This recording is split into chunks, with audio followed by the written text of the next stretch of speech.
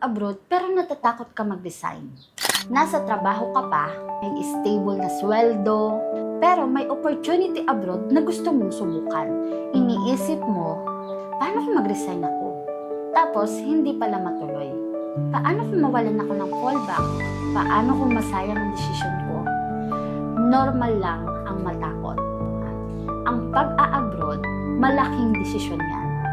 At karamihan sa successful na OFW, hindi agad nag-resign hanggat hindi malinaw ang proseso. Sa media, ginagabayan namin ang mga applicants sa tamang timeline. Tinutulungan namin na maintindihan ang proseso para makapag-desisyon ka sa tamang oras. Minsan, hindi ang pagre-resign ang unang step, kundi ang tamang pagpaplano.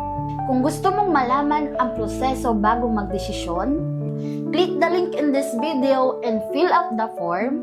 Tutulungan ka namin na magplano ng maayos.